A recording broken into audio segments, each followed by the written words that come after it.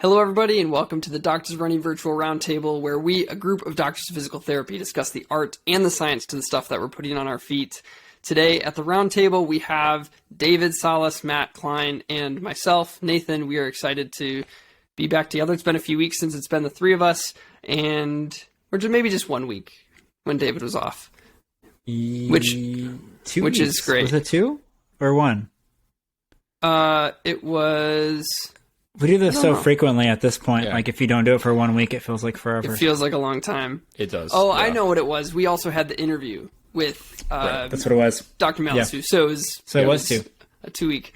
Anyway, we are on episode number 81. Today we're going to be doing our DOR giving. This is the end of the month of March, so we're going to talk about that. We're going to do our subjective, and then we get a shoe review today, which is going to be of the Asics Cumulus 24. And then we're going to dive into the topic about 3 questions that we get asked most as shoe reviewers. And we'll talk about how we're going to approach that when we get there, but we think it's interesting because we do get a lot of questions. And so we're excited to talk about some of those most common ones and how we go about thinking and answering those questions. The first thing we're going to do, though, is talk about DOR giving. As we always say, this is one of the, now that we've been generating some kind of income, mainly through ad revenue, we are excited to be using some of that to advance really important things going on outside of ourselves and sometimes outside of the running sphere. We had one thing planned for today, and the team let me pull an audible for where we're going to be donating, and part of that's because it's a pretty personal thing that's been going on, and this is maybe the heaviest thing we've talked about on Doctors Running so far, but my uncle, about 4 years ago, was diagnosed with early onset Alzheimer's, and it's kind of my dad's best friend. Like, growing up, they would be on the phone for like 2 to 3 hours on the weekends, and they talked really loud because they both had hearing loss. So it's just a big part of my childhood was them being friends. And with early onset Alzheimer's and the type that he has, it's a really fast functional decline. And I got a text yesterday that he was making some very serious declines, and now he's just being kept comfortable and on morphine. So my sister and I drove down to Milwaukee today to see him and spend time with our whole family. It's a huge family. So imagine he's in this wonderful facility right now that's been taking really good care of him. His wife has been at his side, and it was just a really powerful time to be together, where it goes from tons of tears of sadness because they're kind of saying he'll probably pass in the next week or two, to laughing and telling stories about his life, because this family is like a wonderfully close family. They had 8 siblings, and in their house, which was like 1,200 square feet, there was the 8 kids, the 2 parents, and 2 grandmas, and a chicken that lived in the basement in Milwaukee. Just super crazy and lovely. So again, it was a powerful time to be with them. My dad, in a really cool way, has for years been working with people with Alzheimer's, and that wasn't his primary job through like all of his years. But as he retired, he ended up taking this job. After that, that's when his brother got diagnosed, and it was this kind of amazing preparation for him to care for his brother in these last years. And one of the main things that my dad would lead were the Walk to End Alzheimer's. And so the Alzheimer's Association, you can check them out on alz.org, and they have tons of programming and information available to families who have someone they know who has Alzheimer's. They also have a lot of ways to get involved, like the Walk to End Alzheimer's. And so they have those going on all around the country. In the US right now, 6.5 million Americans are living with Alzheimer's. And by 2050, they're projecting it'll be about 13 million people. And so we're going to be giving our $140.03 to the Alzheimer's Association this month. And just a way to connect with kind of what our family's walking through. So thanks to you guys as a team for kind of allowing us to pull an audible and do something that's a little bit more near and dear to my heart this month. So thanks, guys. Appreciate it. We encourage people to, by the way, go visit the website and learn more about Alzheimer's, as there's quite a bit of misconception about it. And there's a large variation of ways in how it can present. I actually didn't know this up until recently, until I've had a couple patients go through this, or a good friend of mine not too long ago, his mother's going through this right now. So learning a bit more, I think, could be very helpful. I think there's really also a great way to be aware of signs and symptoms, because the earlier you can catch this stuff, I think the earlier you can start. It is generally a degenerative condition, but the earlier you catch this, the better people will be able to in terms of medical management. And obviously there's a certain point, right, where you've got to start thinking about making sure people are comfortable. And Nathan, we really appreciate you sharing this, because I'm sure that this is a difficult time, and want to send all of our thoughts and prayers out to you and your family. Thanks. Been a heavy day. And like I said, it oscillated from crying to laughter, one of those days. So thanks, everybody. And please, go check out the Alzheimer's Association. And if you can, donate and help what they're trying to do, both in terms of education and advancing research. They're doing a lot of good stuff. Today, we are going to now pivot. Hard pivot. Talking about shoes again. Here we go. We are going to pivot to the subjective. And this is an easy one and a really fun one. And it's, what is your favorite long run shoe? And we're not talking run long hard. We're talking like when you're going out for a long, slow distance run and you just want to get a bunch of miles in. What is your top pick? We have a few shoes that we've been getting in over the last couple months to start 2022. Yeah, that's the year we're in, that fall into this category. And like New Balance 1080, Nimbus, Cumulus, some of these shoes that can kind of do that. So we wanted to see what everybody thought. So Matt and David, what would you guys say for your favorite long run shoe? David, you want to go first? Okay. All right. Nathan says it. Yes. I'd say kind of one of my favorite long run shoes of the last several years would probably have to be the Saucony Endorphin Shift. It tends to fit my biomechanics really well. Really comfortable. Again, not the absolute fastest shoe, but one that's got that really nice kind of stable rocker to it that rolls you along and makes miles feel easy. That's probably one of my favorite ones, so I'm really excited and like eagerly anticipating version 3. That should be sometime, right, in the next several months, depending on all the supply chain issues. You never know, right? So, and all kudos to Saucony and all the companies out there that, that's going to be a very confusing time. But I got to give a shout out to the Hoka Arahi 6, which we've been also testing and just had a review out. And that's also been a phenomenal long run shoe for me. Not going fast at all, but just getting the miles to roll. And it's an interesting question, because this has been an ongoing question I've had, because I feel like just throughout the years, you never really know. In the past, I just used to grab whatever shoe I was wearing. Didn't really think about it until I was in a ton of pain at the end of the long run. But I'd say, the Shift has probably been a consistent one, but the Hoka Arahi 6 gets some bonus points right now. I have two that I'm going to say, because they're both still on the market. And the first one for last year, it was the Boston 10 for me. Anything over 15, I was taking out the Boston 10 in my marathon block, except when I was doing like prep training in my marathon racer. And the second one is the Reebok Symmetros. That was like my training block the year before.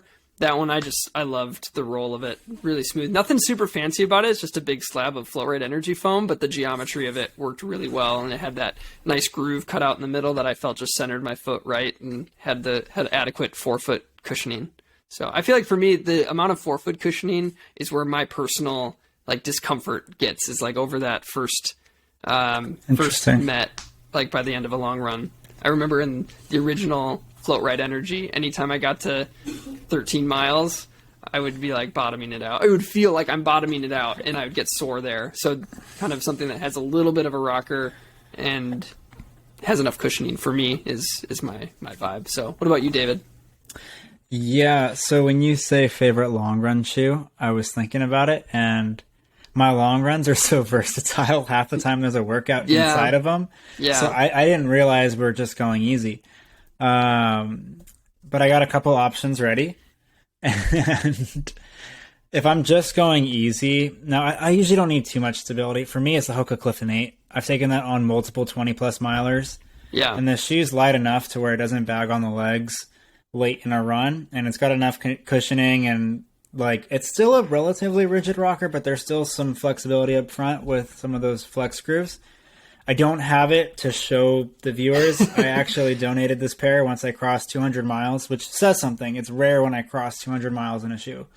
So multiple 20-plus easy miles in that in a single run. Yeah. But if I'm going up-tempo, usually Alpha Fly. Endorphin Speed. Oh. Yeah. I like a little bit of flexibility. I mean, like, it's kind of nice not having the carbon plate and having a little bit more flexibility up front because it doesn't feel quite as hard on the foot towards the end of the run. And I feel like you don't have to be jamming a carbon plate for every single long run, considering you do one every week. So the endorphin speed's been working pretty well for me. It's hard with what the nature of what we do to actually accumulate multiple long runs in a lot of these shoes because we're constantly reviewing other shoes. Yep. And so another one that I want to give a shout out to is the CTM Ultra Carbon from Kraft, because this is a shoe that I really want to run more in. Like, it's done really well for me, especially over longer efforts. However, like, the longest I'm going to go on a daily basis, if it's not a workout day, is probably like 10 or 11. I'm not going to go much beyond that unless it's a long run. And so I haven't taken this beyond 11, I don't think. But it's one of those ones that's worked really well for me. I like that it has a little bit of an all-terrain type of feel to it. And I do tend to run a lot of multi-surface runs. Yeah. So it's one of those shoes that I'm probably most curious to take into the long-run efforts. And it is designed for ultra-marathons in general. So, and I know it's someone a true that multi-purpose shoe, multi-surface shoe. And I know someone that races ultras in this shoe. So it's... Yeah, go for it. What you got, Matt? I can say I really enjoyed that shoe. The couple times I've taken little breaks and gone up to Wrightwood in Southern California and been bombing through some of the trails and road up there. That shoe does phenomenally well, even over long distances, going over dirt, snow, trail, pavement. It's done really well. So I encourage Dave, if you get a shot, take it out because it's a unique ride, right? And I'd love the plate to. didn't it's bother me. Like, it was really interesting. One of those situations where, like, even this morning, it would have been perfect for today's run.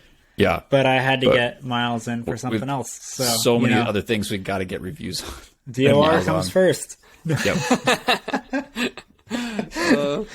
Good. Well, I'm going to circle back to last week's subjective, and we were asking everybody a little bit about what motivates you to keep running, and we put it out on our Instagram too. But here are some responses that I enjoyed when I read them. One of them is from Lisa Cello. Lisa Cello. Sorry if I'm pronouncing your name wrong.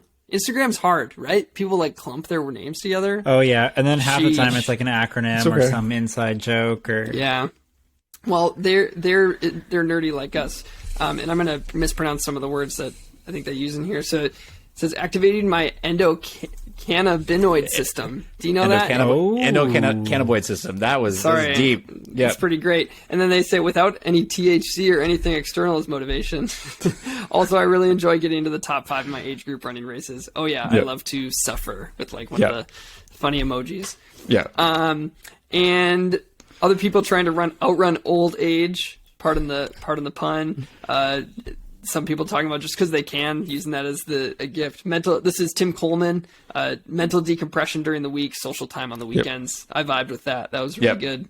And then Jordan D Miller .21 having 3-hour long conversations with one of their friends. Nice. So I thought there were some great answers to that. Yeah. It's always fun to hear why people run, and you didn't have to have an existential crisis like we did on the podcast about how dedicated we are to running, so you can just enjoy it, So we're going to transition. No one ever asked me why I run. Oh yeah, I mean, you weren't here. You were gallivanting off on vacation, Yeah, that is true. Yeah, and having fun. So while we're having existential crisis, wondering if we have addiction issues to running. You could have commented on Instagram, DJ. I just put it out there to the world. The chat. Fair enough. Tacos. For the tacos are why you run. Yeah. That's legit. Tacos. That is why I run. Fair enough. Time for our shoe review of the day. Today we are talking about the Asics Cumulus 24. Pretty much a long-standing daily trainer in the Asics line. And a couple of the specs, it's got a midsole made of now fresh foam blast. It also has a rim of firmer EVA in the heel, similar to what we saw in the Nimbus 24. Comes in at 10.1 ounces or 286 grams for men and 8.8 ounces or 250 grams for women. The women's drop and the men's drop are different. Asics is notorious for this. It looks like they do their testing to find preferences between men and women. The women's drop is 23 to 15, so it's an 8mm drop, and then the men's is 24 to 16. So they have the same drop, but a little bit different stack heights. Sorry, I said that they were different drops, but then they're not. The same drop, different stack. Right. This shoe is going to be releasing in May, on May 1st. Comes in at $130. The upper is just an engineered mesh, a pretty classic Asics upper. They use their 3D space construction for the fit and some of the molding of the midsole. And then the outsole is an Asics Light outsole. So it's got I think that's still the AHAR plus it's the rubber. AHAR. Yeah, the yeah, AHAR high abrasion rubber. But it's a little bit lighter model to try to shave some weight off.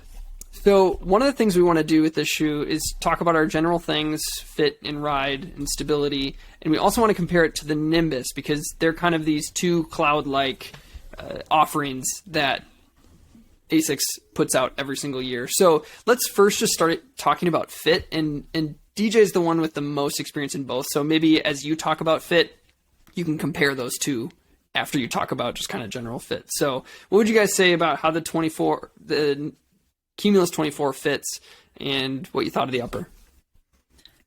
Yeah, I think it's a pretty forgiving fit throughout. I actually really like the upper and the fit throughout. I think they did a great job of like giving you that traditional trainer that the Cumulus is. I mean, it's kind of like the flagship neutral trainer that a lot of people run in, whether they're runners or just casual walkers or general population. The Cumulus has always been one of those front riders in the industry. And so it still gives you a pretty forgiving fit for most feet. You do have a heel counter, relatively rigid, but it's padded very well. Gives you a nice little bit of structure through there. The midfoot's normal width.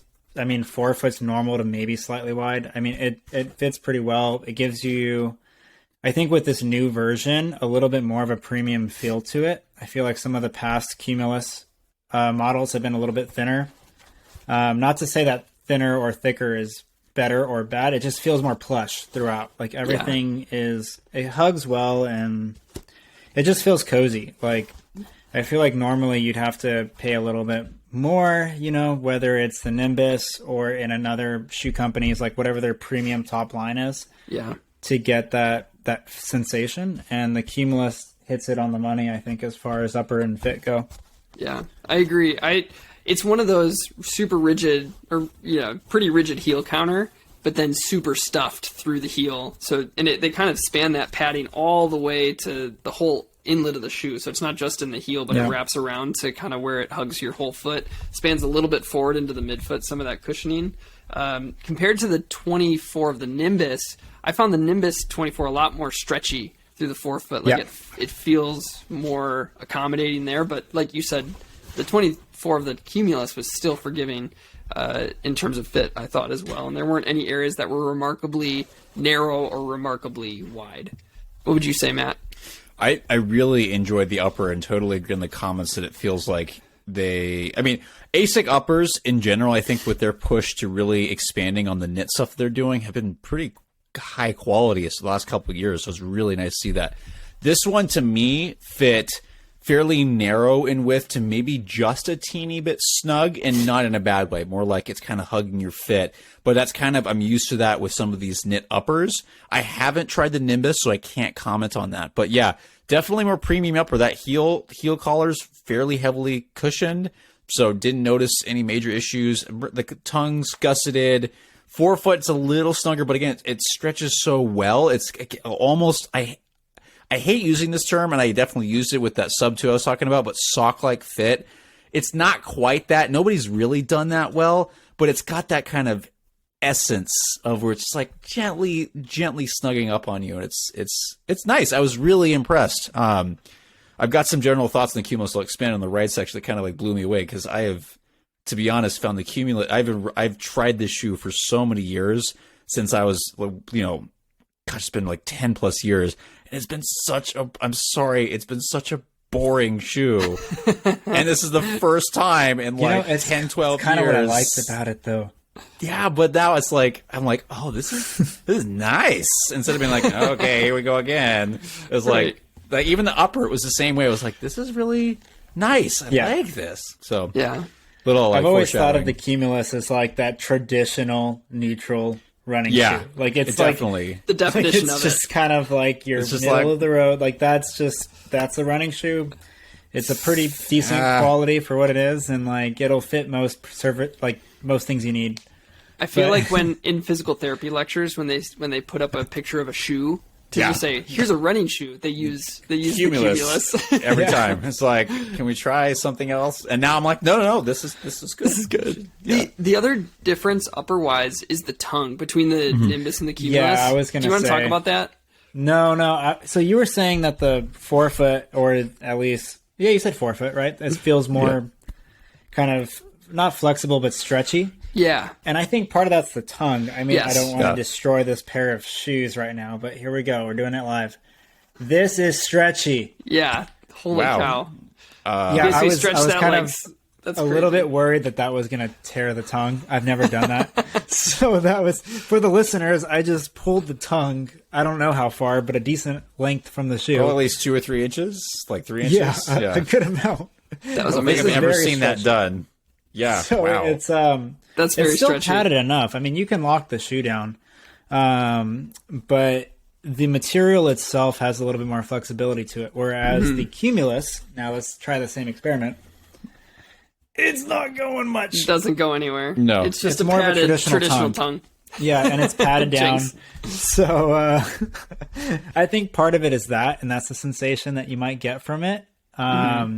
Now, I'm also, I have to give a full disclaimer when I talk about the ride and the fit.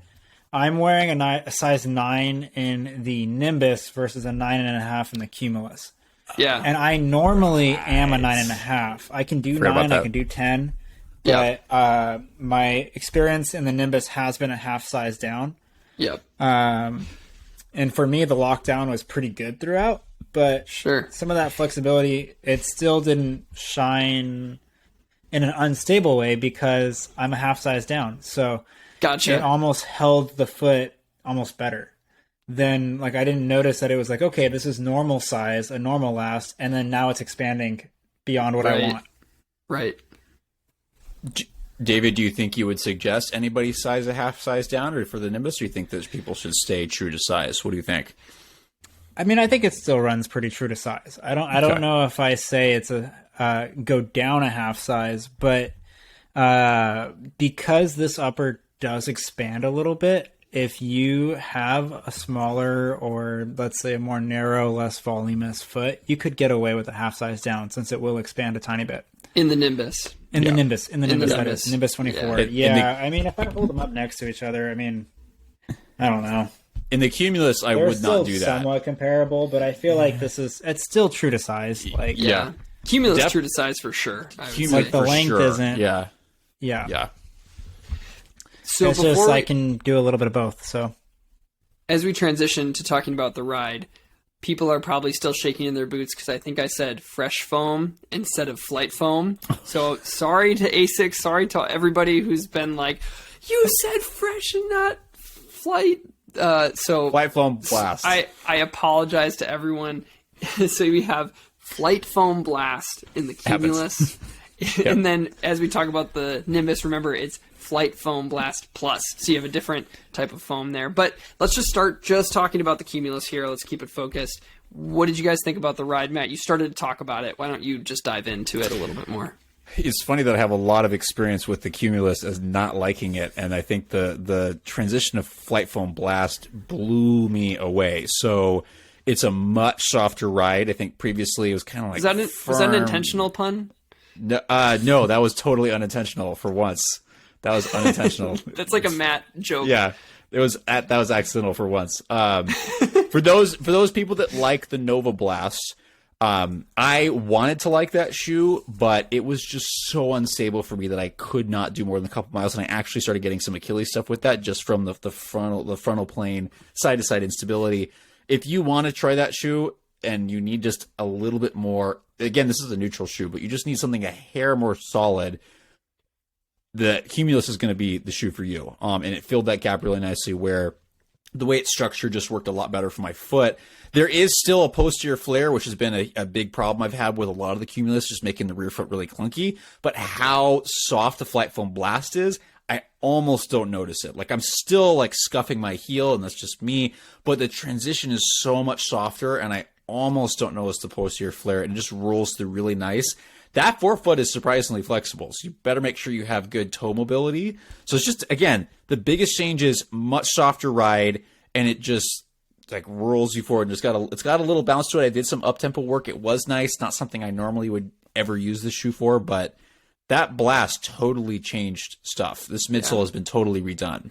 Something Asics does, I think, maybe better than anybody is initial step-in feel of softness. Like stepping into the Cumulus and the Nimbus genuinely feels so soft. It doesn't necessarily run as soft as it feels when you first step in. I think that whatever they put in their kind of top sole and even their inserts, like you can feel in their top, like right on the top of the platform, there's this super small layer of soft compressive foam. But initial step in is so soft for people like walking or standing on their feet for a long time. Sometimes that can be a nice sensation. Yeah. And I think that they nail that. But David, what do you got for ride on the Cumulus? Yeah, I don't know if I was blown away as much. And I mean that in the nicest way possible. I think it's a good shoe. I think it still leans to the DNA that the Cumulus has over the past years. This is still very much a traditional neutral shoe. Matt alluded to it a little bit. This shoe is flexible. Yeah. Especially for the stack and how soft that shoe is. Mm-hmm. And I had a little bit of a hard time with it my first couple runs. And now I've kind of adjusted. And granted, this week, and I didn't get a chance to run in it until this week that we're filming this. I've now run in it 3 times. I tried to make sure that I got at least a few efforts in it. I struggled the first couple runs. My calf was sore the first run. My quad was sore the next run. And then now I'm okay. Now I feel like I'm adjusted to it. Mm-hmm. But the foam in the Flight Foam Blast, it's pretty soft. And even though you have that EVA topsole, this is, the ride on foot is still really soft. It is. And when you have that much flexibility through it, you need to have certain range of motion requirements, both through that great toe and through the metatarsals, but you also have to have a good amount of intrinsic foot stability. Mm-hmm. And I don't consider, I have decent, parameters on all of that, but I wouldn't say that I'm super well developed in the intrinsics or like those other things as well, especially with all the rocker shoes that we have been running in lately. It was kind of like that other end of the paradigm where like this is a very flexible but still protective shoe. And it took some getting used to. And the way that I notice it the most as well is in my own landing. So like if I look at the Nimbus, this has more miles on it than the Cumulus, because this is actually, for review purposes, Nathan sent it to me since I didn't get the Nimbus. So it has Nathan's miles plus my miles on it. And my wear in the heel with the same exact rubber, I don't know if I'm able to get it with the camera detail. It's hardly negligible at all on the Nimbus. Whereas on the Cumulus, let's see, posterior lateral right through here. Oh, actually, it doesn't look so bad on camera. But in person, you can see a difference. Eh? This happens all the time. See it. Yeah, actually, no, but you can kind of see it. The design's already wearing off. And the way that I find that is when I can feel my foot trying to figure out where it is. Yeah. I land a little bit harder. I'm on the ground a little bit longer, and those stability demands just come up a little bit more. And so I'm quite literally creating more abrasion on the shoe than I normally would in another pair. Right. That's not to say this is a bad shoe. It just took quite a bit of adjustment for me, and I usually adjust to shoes pretty quickly. Yeah. Why do you think you didn't have that transition period with the Nimbus? Because you didn't. The Nimbus, again, uses a different foam, which is technically, per what they say, is softer. We know everyone experiences softness differently. It also is, 2 millimeters higher of stack in both and it's a 10 millimeter drop shoe, and it has that little wedge on the inside. So what was the difference there, do you think? I think it's the wedge.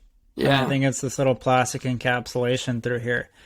Even though it's softer, and they're both soft. I mean, the Flight Foam Blast this is a soft shoe. If you like soft and bouncy, it certainly is. Yeah. And I don't dislike the shoe. Like, it's grown on me now that I've gotten a few runs in it. It's just flexible, and you got to be ready for it. But it rides very much like a traditional neutral shoe. I just noticed my foot has to work a little bit harder as far as using it. But with the Nimbus, now the Flight Foam Blast Plus, is that what they're naming it? Yeah. Yes. Yeah. That is, it's even softer, but it's even more bouncier and responsive. So the Nimbus, I feel like I can run 6 and change whatever miles in this shoe somewhat easily, which is like a little bit up tempo, but I'm not really doing workouts or anything in it. And I have done a 20 plus mile run in this shoe already. Mm-hmm. And I felt much more comfortable doing that pretty quickly than I would in the Cumulus. Just for me. And I think part of it is that wedge and that little bit of encapsulation through here. They have that top sole and that little plastic setting underneath. And it's not a stability shoe, but it's just enough to stabilize that midfoot for me so my intrinsics don't have to work quite as hard. Right. The forefoot is a little bit more rigid. I mean, it's still flexible, but like the Cumulus, I can bend this shoe over itself without trying too hard.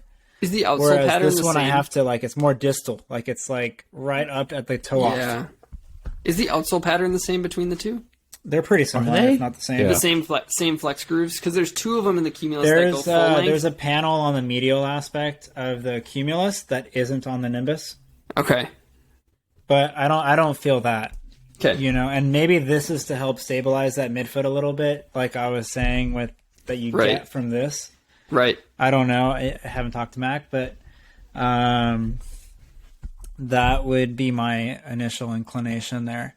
Right. But Makes I sense. noticed that I have to work much harder in the Cumulus as far as intrinsic proprioceptive type feedback. Like my brain is literally having to figure this shoe out, whereas now that it has it figured out, I'm doing okay. But it just took some time. Matt, what do you got on that? I'm curious. I'm almost, because normally I would expect you and I to have the opposite experience where it's really soft shoe that I wouldn't like it, but I am really liking it right now, and I'm wondering if it's because I've spent the last several weeks working very intensely on intrinsic foot muscle strength, trying to work on some of my inherent stability, where I'm doing okay with some of the stability shoes that we have, and I'm really enjoying them. But I'm getting a little more range of motion. I've been running in zero shoes. I've gotten a little bit more minimalist stuff. I haven't used a plated shoe for probably 2 or 3 weeks. There's a shoe I'm using right now for a lot of workouts that doesn't have a plate, but still got some good foam there. So just kind of, I wonder if it's like my preference is I'm liking that. And I tend to like a shoe that's a little bit more flexible a lot of the times. So it's interesting. And this comes down to personal preference. I think David's got the best one with Cumulus versus Nimbus.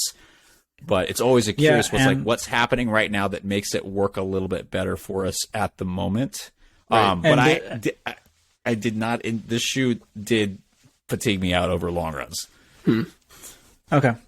Yeah, because I also want to put a disclaimer out there. I've put a couple big weeks of training in going into track season here, and we kind of had to rush it after getting COVID and getting sick, and it's been a very controlled ramp up, shall we say, in training. However, the last 2 weeks have been the biggest weeks that I've done in a while, and I'm feeling it.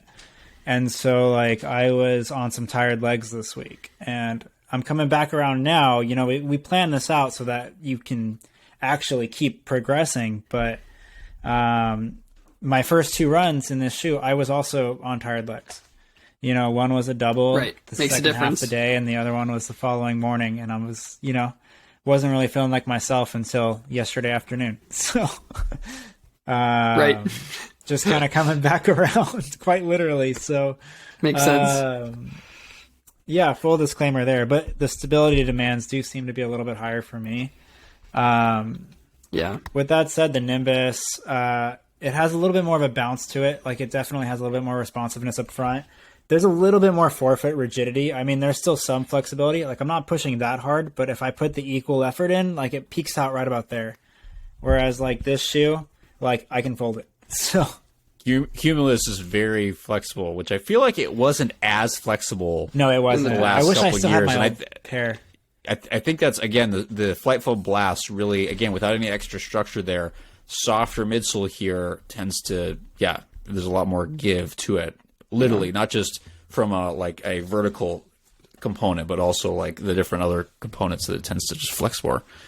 just less resistance. Just to summarize, kind of, we've kind of hit stability now the whole way through. Yeah. You know, with the softer foam on here, it's one of those shoes that you might need a little bit more intrinsic control. Right. And it's not a stability shoe, but for those who like the Nova Blast but couldn't handle it as much, it could be a good option because they take it and they give it a little bit of a wider platform, and they also put that EVA rim around the heel to give a little bit of structure to the rear foot. So it's definitely a neutral shoe, but it has some things that can make it a little more approachable for daily miles if you can't handle something like Nova Blast. So my last question for you guys on this shoe, we haven't done this in a while, and this is the thing I didn't tell you about. It's an if this shoe were a blank, what would it be and why? Oh, we're bringing it back. Go. Please don't do sports. It won't be sports. Okay. I think this is a pretty easy one. If the shoe were a day of the week, which day of the week would it be and why? Oh. What you guys got? You know, initially I would say Wednesday because it's hump day, and I had such a hard time running in this shoe the first couple runs, but I think I'd say Thursday. Like, it's got most of the components. Like, everything's there, but it's like it's almost there. It's just not quite as good as Friday for me. But it's still a good shoe. I like it. It's grown on me, and now it's a shoe that I can do daily miles in it. Like, I don't dislike this shoe by any means. It's just it took a little bit of getting used to. Yeah. For me, it's definitely not the shoe I'm excited to... Like, Friday's the day you're excited to be at, so it's not a Friday for me. I was actually going to also say Thursday, because you just have to get through Thursday. And if you can have something that's just pretty, like, gets you through and you kind of enjoy it, but you can ramp yourself into the awesome day of Friday, I feel like that's where this fits. It's not so bad that it's a Monday, or even a Tuesday's even worse in some ways. But yeah, I feel like it fits that Thursday realm where it's not the best day, but it gets you to the best day. What do you got, Matt? I think you guys are I'm gonna, what's the word I'm looking for? Rock the boat a little bit on this one. Not this day varies, right? So for me, don't freak out. Saturday can vary a little bit. So this is a rare thing. So most of the time Saturday, it's go day. I've got a workout, there's a race, or my wife has some crazy workout that I just found out about that I'm like, I don't know if I'm going to be able to survive this. It's like 30 miles or it's 20 miles. Like, how am I going to get through this? But those days where it's like a lazy Saturday, you wake up a little late, right? You don't have anything. This is super rare. I don't get these very often. But to have like a lazy Saturday, you wake up a little late. For me, it's, it starts getting a little hot in Southern California. You just want a shoe you can kind of trust to kind of enjoy the ride. You're not going to go fast. For me, I'll go up into the hills of Monrovia, and there's some cool houses there, and I'm not worried about pace. I just need something soft that feels good. I don't really have to think about it very much. You just need a classic daily trainer, but you want a little softness. To me, this is a lazy Saturday shoe. Lazy Saturday. Yeah. Great. Where it's just like, I'm not going to hate on it. I had Saturday as my second kind of pick back there. Yeah. Wednesday was the troll pick, but Thursday and Saturday were my two. It is not your go time Saturday. It's not like, hey, we got this plan. Like, it's going to be intense day. I'm waking up at 5. Like, we're like grabbing the weekend by the. So it could be someone's Sunday. Yeah. It could be someone's Sunday, depending on whatever lazy weekend day it is. Slow morning, just getting it rolling. One quick caveat for those people who are watching, I apologize. I've been hopefully muting my mic well enough. I have the worst allergies right now, so I am just like, if you've seen me blowing my nose and I've been sneezing and stuff, sorry if I haven't muted correctly. If anything, maybe our audio engineer Casper can get out my sneezes if I've ruined it. I haven't heard a single one. I think you're doing great. I haven't. You've done a good job, and I haven't really noticed too much, so. Just for the audience, like blow your nose right into the audio right now, just so they get a little taste. Because I think they've missed it so far. And for the listeners, I'm sure you guys know this. I love to troll Nathan, so I probably watch him extra closely, and I haven't noticed this. So he's doing good. He's doing good. Trolls me all the time, and it works. Yeah, and it works. We're about to go to our final. Wants me to stop talking. We're about to go to our final. We're about to go to our final segment, but before we do, today's episode is brought to you by Running Warehouse, who we've been affiliates with for a long time now, and it's been awesome. And we think they do a lot of really good things. They keep things available from an apparel standpoint, shoe standpoint. They kind of get all the brands in one place, and I think they actually do care about the runner. Mainly one of those reasons is their return policy, I think, is awesome. 90 days, do what you need to do. And if it's not the right shoe, as long as you don't abuse it, you get to return it, which is awesome. Talking about Running Warehouse this week, David, my question's for you. If you had if you could buy anything from Running Warehouse right now, money wasn't an issue, it was just going to kind of like pop to you without any money transferred, what would it be from Running Warehouse right now? Man, I blow through socks so quick. If I could just get through like every single pair of socks on Running Warehouse and just have a giant box that I could just run infinitely on, that would be amazing. No, but honestly, like, that was a great answer. That was a great answer. I blow through them so they do have quick. Great socks. Man. But no, I actually do have something that I have been eyeing for a little bit. If I gotta say like one item. I gotta go with the Arc'teryx Men's Kyanite AR Half Zip. That thing is sweet. It is like a black on white half zip with the Arc'teryx logo right there. It just looks like, I'm all about versatility. So if I can run in it, hike in it, do whatever I want, and I could wear it to the clinic, like, that is awesome. Yes. So retails for $150, a little bit steep. So I mean, it's like we're talking about if money wasn't an issue. Yeah. So good. Well, just so y'all know, currently they still have their spring savings going on through the end of the month. So today, the day this releases is going to be March 30th, which means that you either have today or tomorrow to take advantage of the spring savings. They did just add more Hoka and Nike product and the Kinvara 12 to the spring savings, so you can go check those out. We will have some other information on things that we've enjoyed getting from Running Warehouse in the show notes. And if you shop from those links, they do help support what we do at Doctors of Running as well. You can see their full selection of stuff at www.runningwarehouse.com. So now on to our final segment. This is the part where we're going to talk about those 3 questions that we get asked most as shoe reviewers. I mentioned this last week during our mailbag episode that we do get a ton and a lot of questions through email, through direct message, private messages, whatever it is. And we love those questions. And again, we feel bad that we can't answer them all.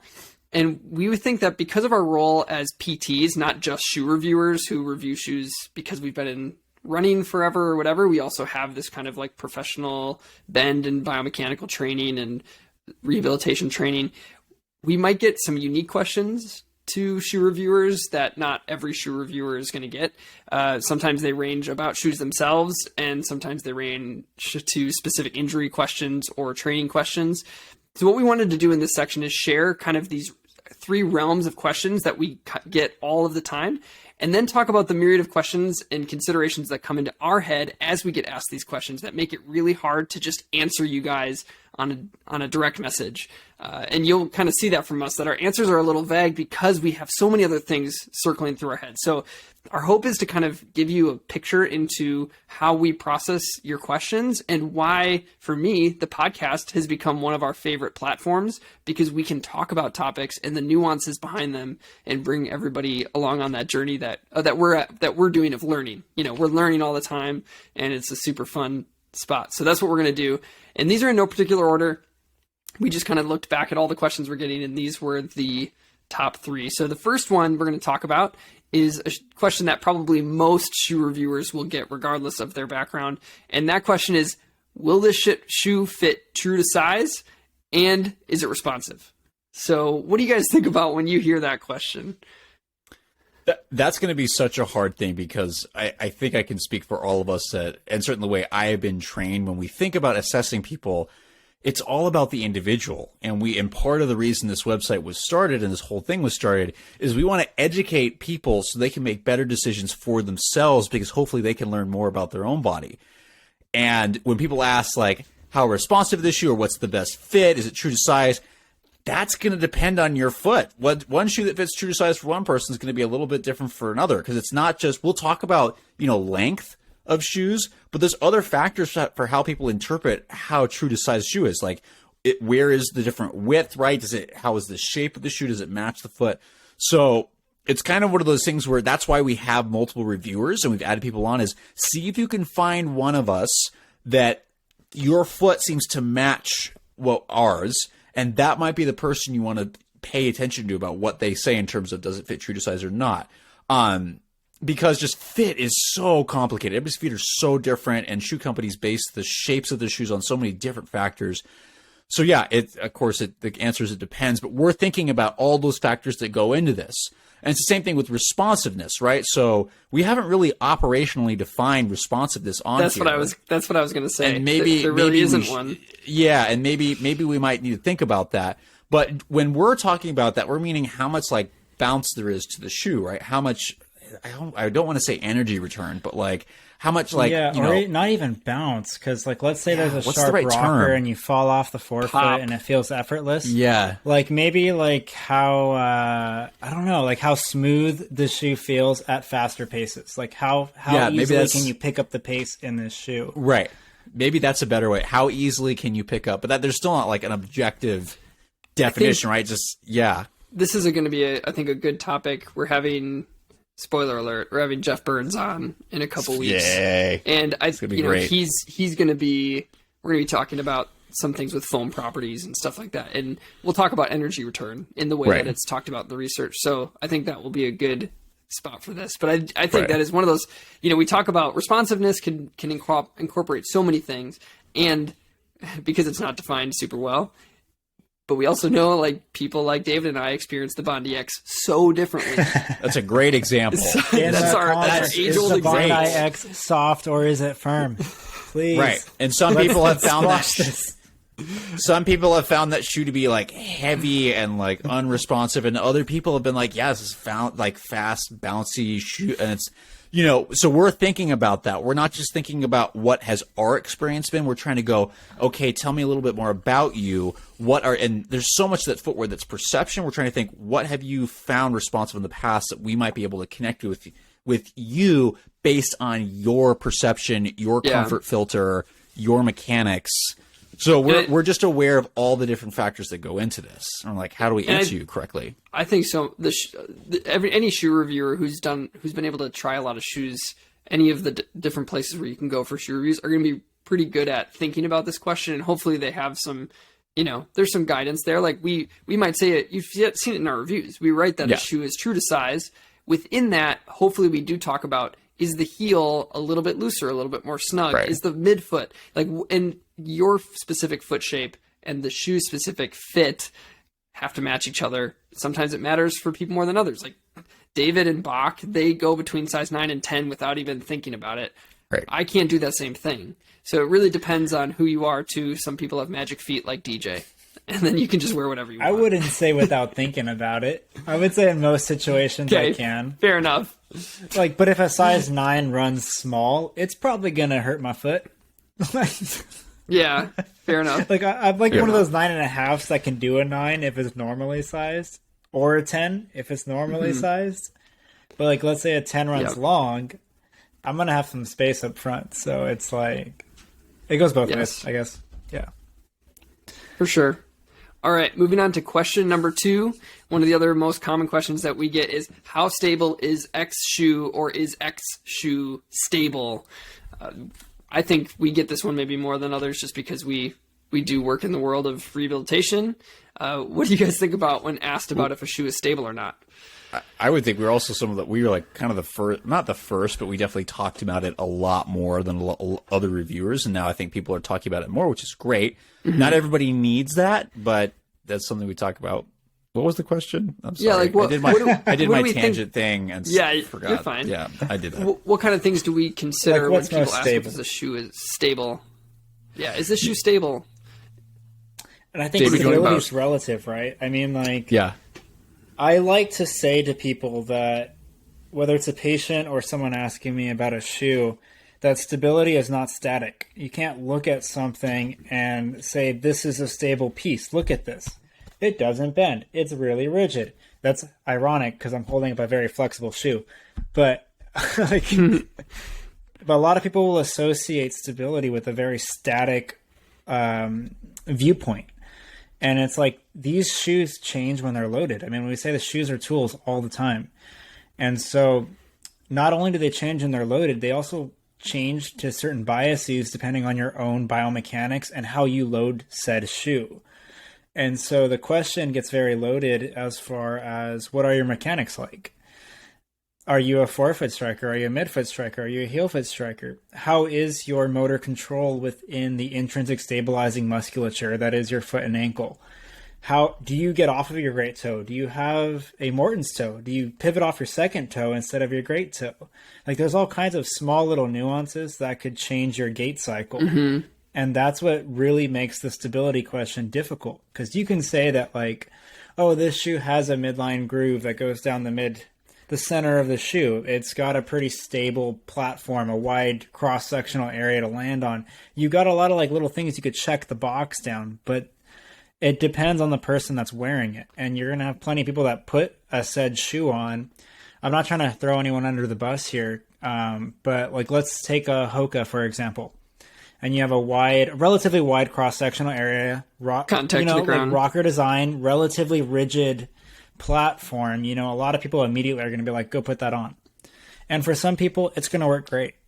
And for some people, it might be too much room to play with. And they have a really hard time feeling where the ground is. Their foot might be doing some weird stuff that they're not used to. And they might actually benefit from a more narrow last and having a little bit more flexibility up front. And so it just depends on their own biomechanics. Yeah, what do you got, Matt? I have a great example of a shoe that I thought of. This shoe works for a lot of people. It did not work for me. So the recent Clifton was very difficult for me to run in. And it's got all the factors that you would associate with being a stable shoe, kind of a thicker heel counter, wider last. There are sidewalls. It was too soft for me. And I've had people like, oh, this feels great on my foot. The way my foot was hitting that shoe, the softer sole wasn't working so hot. So that was, it has the potential for inherent stability, but was not stable for me. That's a great example of how... And that's a perfect example because that was my long run shoe that we mentioned earlier. Yeah. Yes. Yep. So it might work that just differently. Shows polar opposites right there. Between two people that wear shoes constantly, each week we're at least wearing a couple different pairs of shoes. So right. I think one of the things that we battle too is the term stability, and when you tie to shoes, has been hijacked to mean pronation control. Right. So stability, for most people, when you ask, is a shoe stable, we can't necessarily assume that this is what you mean, but most people do mean, does this stop pronation? And that's not what stability really means, because like David said, people are going to load these things dynamically and every person is different. So someone who tends to have instability to the outside wouldn't want what we would define as a stable shoe. And I say we're pigeonholed into this because the way that we talk about it currently in our reviews is talking about its methods of creating a stable platform, a lot of times for a pronation related stability mechanism. Not always. We definitely talk about shoes that can provide some guidance for people who might be falling to the outside or having instability. I think the other part is so I want to kind of drive that point home is stability does not mean, does it have pronation control? Unfortunately, that's kind of where the conversation starts right now because it's how it's been talked about forever. I think we as a team, we've talked about this. We hope that definitions of shoe categories changes. We don't have an exact way of how to make that happen yet, but we've talked about some ideas. And it would be nice if it no longer was kind of like mid-mod max stability as defined by pronation control.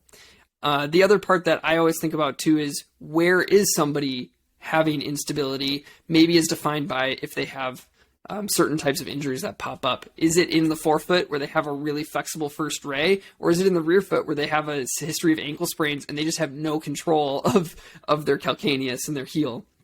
It really is going to depend. And so when people ask, is it stable? I'm always like, stable for what? For what purpose? Are you having problems? And where are those? And where are your strength and mobility and movement potential deficits or whatever? Matt, you got something too. Yeah, I think we've been trying to talk a little bit more about guidance and really talking, like encouraging different companies going, hey, if you're getting stuff that's actually, this is Ben O'Nigg's comment about like the preferred motion pathway about keeping things a little bit more lined up. I knew David was going to bring up Carhu.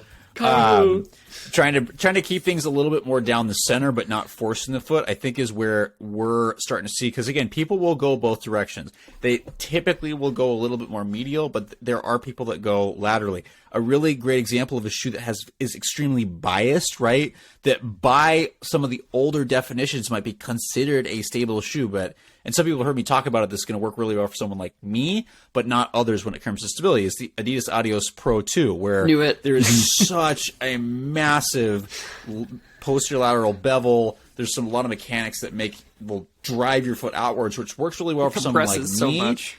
Yeah, but somebody who has like a neutral or any kind of lateral ankle stability, that shoe is a no-go, right? You're just asking to like roll off that platform. So is that a stable shoe by our definition in terms of guidance? Absolutely not.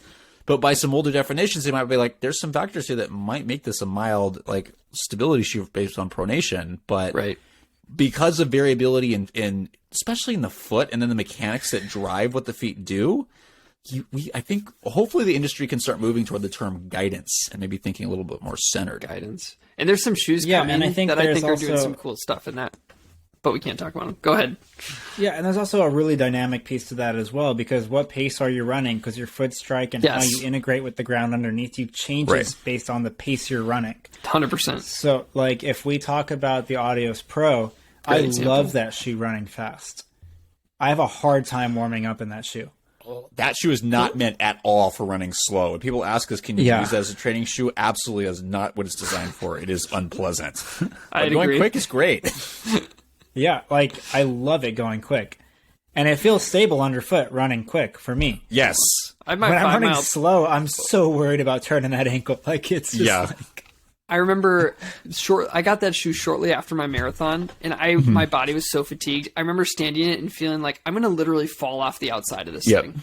Once I recovered, like a month later, I ran a PR 5 mile in that shoe, and it felt awesome. But before that, I was just like, dang, I remember putting it on and being like, this is awful. I wish this never came to my house. Even though Matt sent it to me as a beautiful gift. Thanks, Matt. Thanks a lot. Now I know. But now I love it. I love it now. Yeah. I gotta add one more story to this because I have a friend of mine from fellowship who he has the same size feet, so occasionally I'll send him stuff.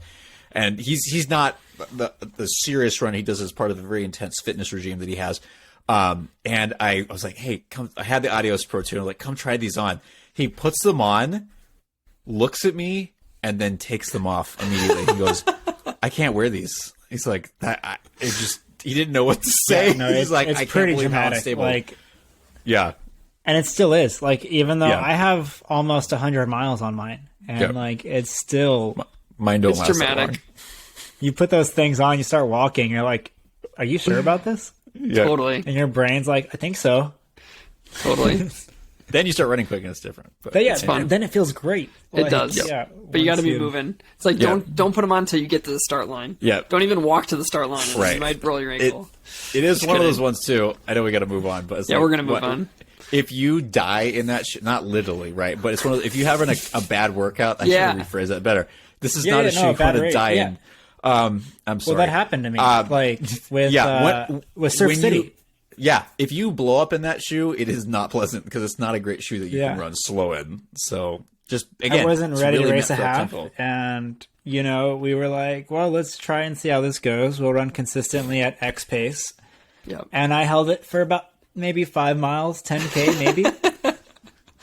That's a long way to die. That's a long, slow finish. And that was quite the slog. Yeah. Good negative reinforcement if you don't keep your pace up. My least favorite half marathon I've ever ran, there was 2 huge storms here in Point. So it stormed Friday night, and it was like 70 mile an hour wind storms, like really, really bad storm, trees down everywhere. But it was nice the next morning, but it was 85 and 100% humidity for the half marathon. And so I ran in the FISU, the 360. It was my first time ever running. Oh, I forgot about that shoe. I like that shoe. First time ever running in a racing flat. Not running. I ran a 7 miler in it to make sure I could do it. And at mile 5, I went out at a 5:30 pace, and I was just trying to break an hour and a half. And I did the first 2 miles at like a sub 6, which I was not ready for, but it was just what people were doing. And I ran a really stupid race in a really humid conditions, and I basically ran the last 7-8 miles, and and you're just drenched in sweat. I took my socks off at the end and wrung them out. It was the worst experience of my life running. And that upper is a little bit more trainer-like too. Yes, yeah, totally. Like it might hold some of that moisture. And then, I totally forgot on my about drive that shoe. home, it's a nice shoe. I like it. Another 70-mile-an-hour windstorm came. I had to pull off, and I went into all the electricity in the town was gone, but I went into this. The only place that I could get inside to get safe was this bar. And like my wife was with our boys in the grocery store, and they got stuck in the grocery store. It was the craziest day ever. It was so wild. Oh, Wisconsin sounds amazing. Yeah, it's like high of like 35 all this week. We're ready to be done. This is like the endurance. It builds character now. The weather does in Wisconsin. It's all character building. Third question, though. We're going to move on to our third question that we get asked most as reviewers, and I do think this is the one that is the most specific to us. We always get asked questions like, hey, what's the best shoe for knee pain? Or what's the best shoe for plantar fascia pain or Achilles pain or hip pain? I've got a hip flexor issue. I got low back pain. What's the best shoe for X condition? And this is the one that we get all of the time.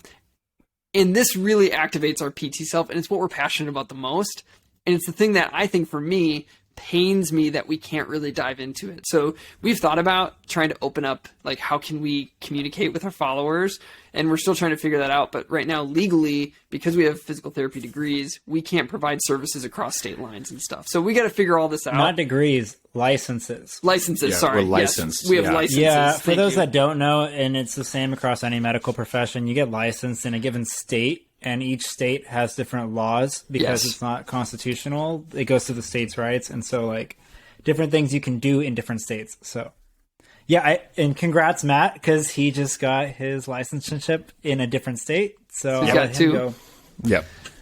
Yeah. But long story short, we would want to answer this question the most because it's what we do. Like, this is our passion. And hopefully someday we can figure out a way that we could do that for you guys because we'd love to build a closer relationship with everybody. We just got to figure it out. What are some of the things, though? You know, we can't talk about every condition. We'll do that on future podcasts. But what do you guys think about when people ask these kinds of questions to us? The biggest thing is, I think you have to realize that as medical professionals, it's the same thing if we were prescribing an exercise. If I just met you, I would never give you any exercise until I knew what was going on and what was driving what you're feeling, right? So that's not going to, and so when it comes to doing an evaluation, so we're going to sit down, there's a structure to this. We got to do a subjective kind of figure out what's driving these, what may be driving these symptoms, your perception of them, some more information, how they come on, your aggravating factors, easing factors, the history, making sure nothing else is going on. It's a very systematic process. Then we move into objective exam where you take what you told us and then see if we can confirm that.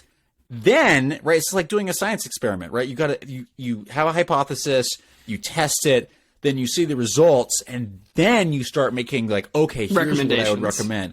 So it's very hard for us to go, hey, we're just going to throw this shoe out because, again, if we don't know what's driving it, what if we give you the wrong thing, right? What if you say, hey, I have back pain because, but you don't know this, it's coming from excessive stiffness, right? Things aren't moving.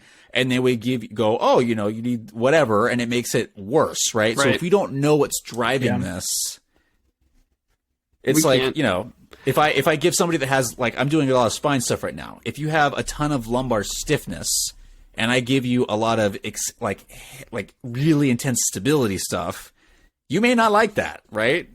So versus if I went, hey, you're too stiff, maybe some things that help you with your mobility, and you're like, oh, it feels better. You got to direct the intervention. And I think for us on the flip side, go ahead, DJ. You go. Yeah, on the flip side, sometimes stiffness is almost secondary to neuromuscular demand, where let's say you have that sprinter that don't have that ability to eccentrically control their limb as it translates forward, and they pull a hamstring. And it's not necessarily because they don't have hamstring length, they just don't have the stability demands to actually move into that level of hip extension at that force and at that speed. And so the question's so nuanced, right? Yeah. Like, I think what I usually like to do is take a look at the impairments first see what we can do to help improve things, and then just make you a better athlete first, and then sprinkling in things that help augment that whole process going forward. So when it comes to conditions, what you're basically saying, when it comes to conditions, shoes are not the first step. And so when people ask us, what shoe's the best for this, it's like, that's not where we start as clinicians. And we know, like, a lot of the people who follow us, like, you guys are very experienced runners and you know your bodies well, but we don't. And I think that's where the disconnect comes, where we can't really speak into that. And that's, again, why I love the podcast, because we can go into some of those nuance things and just give, hey, here's 10 possible scenarios that could be leading to a specific shoe or a specific exercise. Speaking of, before you go again, Matt, you mentioned that you wouldn't give someone an exercise till you're able to evaluate them. Literally experienced this today because I was with all my family. You guys have to, this is life as a physical therapist. Come up to me like, I've been getting this weird like pain down my arm. And I literally said, like, if we can't take some time to like look at it, I told my family, like, I can't help you. And they get it. Like, I explain why. Yeah. But even my own family, I don't just throw out recommendations, because exercise is medicine. And there are some that are safer than others, but exercise is medicine. You want to give the right prescription. Right. Especially when it comes to, like, different conditions. Like, you don't want to do something that makes it worse, right? So if you got something that can easily get flared up, we've had enough experiences where, especially as younger clinicians, this still happens when you're more experienced, right? Patients aren't ready for something and all of a sudden things get flared up. We got to calm this down, or you just don't want to put somebody in that situation. So last week, something we want to do is going, hey, just try this. And then get a message back. Everything hurts now. It's like, oh, great. So, right. I literally had that talk on Friday before the weekend where it's like, my job right now is like literally just let's get us out of our own way. Like, we just got to take that half step back so we could take 2 steps forward, because things were going so well. And then it kind of like, and then it kind of regresses a little bit. And like, sometimes you just need to take that conversation and switch things up. And rehab is never a straight line, by the way. Everybody expects, like, I'm just going to get better like this. And it looks more like this for the viewers, for the people listening. I'm just moving my finger all over the screen in different directions. And it's a process. Sometimes that's what it's like. And eventually, hopefully you'll get to where you want to be. But, so my 2 comments were, we do have a lot of experienced listeners. We hope that those who have less experience can come in and learn as well. Because we have some newer listeners who have reached out and been like, hey, this is great. We hope that, you can take this and learn from this and kind of understand the depth of, not making it overcomplicated, but start to realize that some of these questions have a little more depth that you might need to consider. I think for me, as I've continued learning, there's a threshold of learning where you get to a point in learning where you feel like I've got it figured out. And then when you take it that extra step, you learn, I actually don't know anything. And I think for all of us, we've kind of hit that phase where it's like, there is so much complexity that's not understood that we can't simplify it enough to just give recommendations. And that's a good spot to be. If you feel like you are always asking more questions and don't feel like you have the answers, you're probably in a good spot. Right. Very much. Yeah. And I think the saying is like, the more you know you don't know. Yes. Yep. You start getting like way more cognition of those things. And you think like, you come into it like, oh, I could do that. I could do this. I could do that. And then, like, the further you go into it, the more you learn, the more educated you get. And not even just the educated, the more experience you get seeing different patterns. You learn to take a step back and just be like, okay, let's look at this again. Yeah. And you have this, like, visual chalkboard in your brain. You're just kind of going down, because it can go down so many different rabbit holes on things. Yeah. So. Right. Well, there are the 3 questions that we get asked most as shoe reviewers. If you have other questions, you always can send them to us. And like I said, we do respond to people, and people know that. And we will do our best. And we'll do our best to respond, or we'll bring them onto this platform so that we can hit some good topics. As we wrap up, just a reminder to go check out alz.org. Check out the Alzheimer's Association, all the great work that they're doing. If you have it in you, check out more. Find a way to get involved in your local community. There's lots of ways. Or just get educated. If you know someone in your life that is dealing with Alzheimer's and living with it, figure out how you can be an asset in their life or for their family. There's lots of great resources. And if you can donate, that always goes a long way as well. If you want to keep up with what we're doing, You can follow us on Instagram, Facebook, and Twitter. The podcast, as always, benefits from reviews. I know that's a little extra step to do, but we do appreciate it if you take that minute to review what we've got going on here.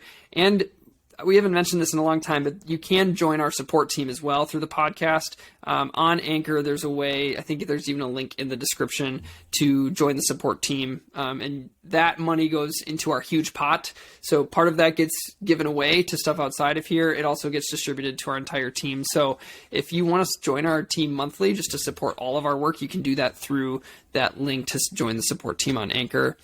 We, as always, appreciate everybody, and hope that you all have a good day, night, weekend, whenever you're listening to this, and we will talk soon.